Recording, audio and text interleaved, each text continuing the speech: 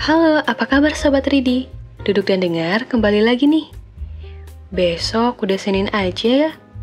Kamu mesti charging energi buat menjalani Senin yang penuh tekanan. Aduh, bercanda. Pokoknya semangat terus ya untuk kamu. Senin bisa dilaluin kok dengan gampang. Nah, buat sekarang, dengerin podcast dulu yuk. Ambil posisi nyaman kamu dan rehat sejenak bersama Duduk dan Dengar.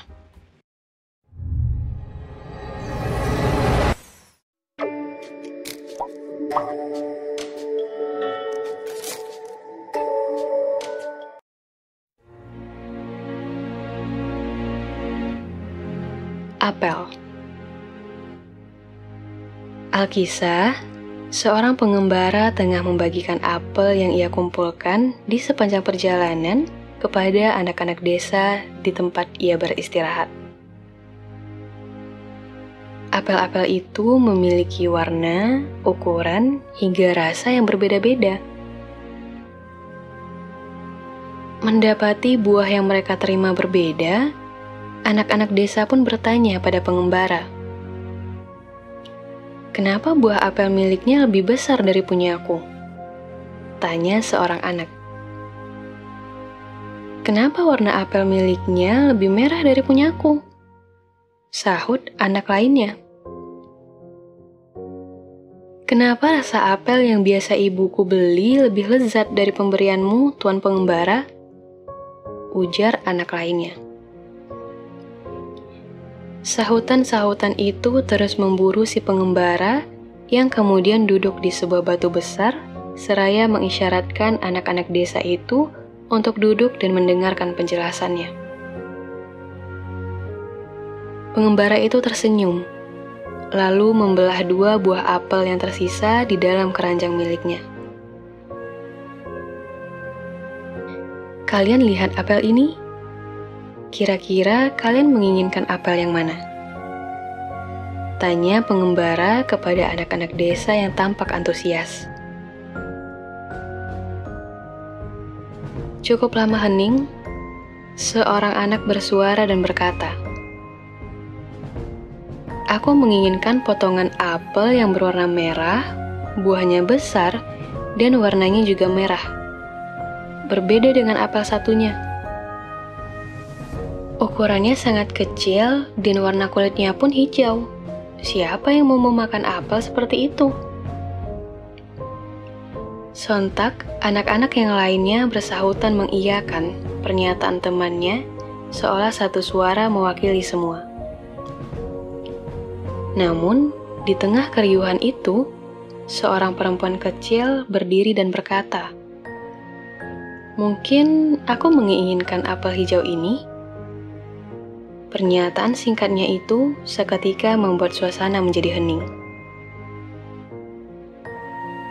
Pengembara pun bertanya kepada perempuan kecil tersebut, mengapa ia menginginkan apel hijau yang kecil itu. "Ayahku penjual apel di balai desa. Aku cukup tahu bagaimana daging apel yang manis dan tidak. Kalian tidak lihat? Dari apel yang merah ini sudah terlihat tidak segar. Daging buahnya pun terlihat kisut. Aku yakin apel merah ini memiliki rasa yang sepat. Berbeda dengan apel hijau kecil yang kalian remehkan. Warna daging buahnya begitu berkilau. Dan saat Tuan Pengembara membelahnya, tidakkah kalian mendengar betapa apel hijau ini kaya akan air yang menyegarkan?" Mendengar penjelasan itu, anak-anak desa mulai kebingungan, seraya menatap pengembara penuh harap agar mereka mendapat penjelasan atas keraguan yang mereka rasakan saat itu. Sembari tersenyum, pengembara pun mulai menceritakan kisah perjalanannya kepada anak-anak desa. "Kalian tahu, perjalanan yang saya tempuh ini cukup panjang, dan saya mengumpulkan apel-apel dari berbagai tempat. Saya ingin menemukan apel yang sempurna. Kamu tahu, apel merah yang kalian katakan memiliki rasa yang tidak manis ini adalah apel terbaik di daerah tersebut. Lalu apel hijau kecil ini juga merupakan apel yang paling sempurna di daerahnya bagi orang-orang di tempat itu. Begitu juga dengan apel-apel lainnya. Tapi kalian tahu, bertemu dengan kalian di desa ini menyadarkan saya bahwa saya tidak akan pernah menemukan apel yang sempurna itu. Karena sempurna adalah tentang bagaimana kita menerimanya, tentang apa dan seperti apa kita menginginkannya. Tapi, kenapa apel-apel ini bisa memiliki rasa dan bentuk yang berbeda? Tanya seorang anak.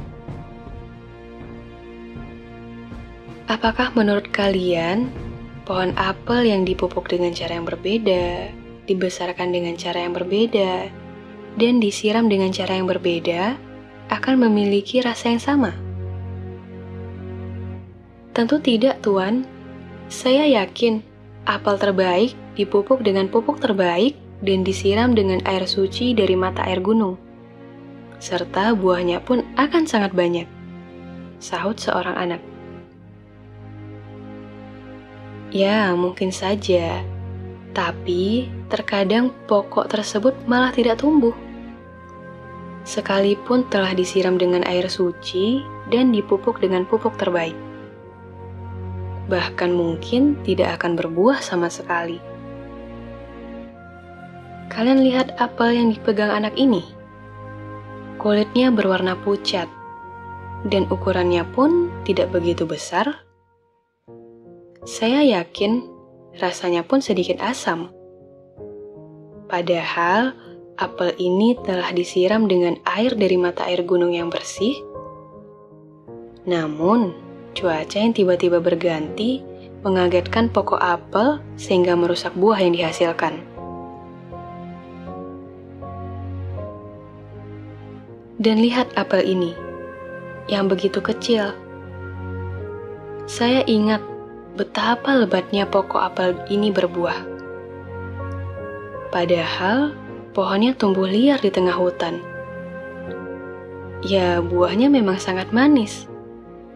Tapi seperti yang kalian lihat, buahnya begitu kecil, dan saya kesulitan mendapatkannya. Karena banyak yang sudah dimakan oleh hewan-hewan liar di hutan.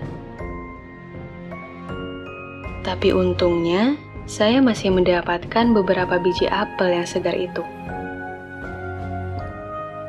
Tuan, aku sungguh tidak mengerti apa maksudnya, sahut seorang anak yang malu-malu.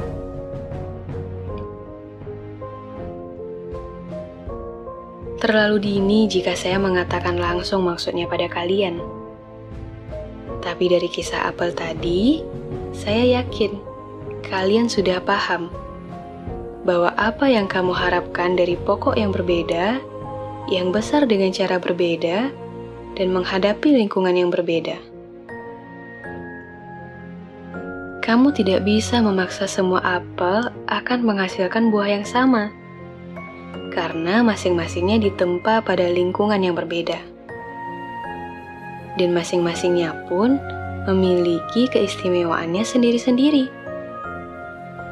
Sempurna atau tidaknya apel tersebut tergantung dari kalian sendiri.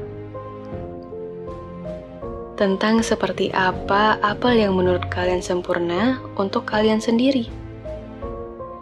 Dan kalian tidak bisa memaksa orang lain menyukai apel versi kalian sendiri. Pengembara itu pun pamit dan pergi meninggalkan desa dengan senyuman. Perjalanannya untuk mencari apel yang sempurna telah usai. Desa ini mengajarkannya tentang sebuah nilai yang tidak bisa diungkapkan dengan angka dan kata. Seperti halnya apel yang berbuah asam, meski lebat. Mungkin ia tumbuh di tengah rimba belantara, menghadapi kerasnya lingkungan sekitar. Sehingganya ia pun tak tahu seperti apa rasa manis yang harus dihasilkan. Atau bahkan apel yang telah dirawat dan dipupuk dengan baik oleh pemilik kebun, bahkan bisa sesekali menghasilkan buah yang sepat. Karena tiba-tiba dikejutkan oleh cuaca. Karena biasanya, pokok yang begitu dimanja itu dihadapkan pada situasi di mana ia harus bertahan dengan caranya. Kamu tidak bisa menuntut semua orang menjadi seperti apa yang kamu inginkan. Karena setiap orang ditempa dan mengalami kisah pertahanan yang berbeda-beda. Jangan jadikan standar sempurnamu membuatmu meremehkan orang lain yang bahkan sesungguhnya jauh lebih sempurna dari standar yang telah kamu tetapkan itu. Atau bahkan, jangan kamu salahkan jika seseorang itu tidak tumbuh dan menjadi seperti apa yang kamu inginkan. Karena boleh jadi ada racikan ramuan yang salah kamu masukkan, sehingga terjadi pemberontakan. Tapi percayalah, ketika kamu mencoba menerima sempurnanya sesuatu dengan versinya masing-masing, maka ia akan memperlakukanmu dengan sempurna.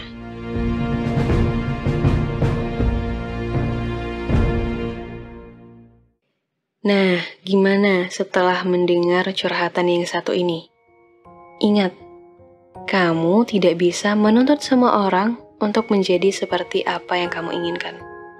Keren nih pesan dalam sebuah cerita yang dikemas dalam sebuah curhatan ini sih.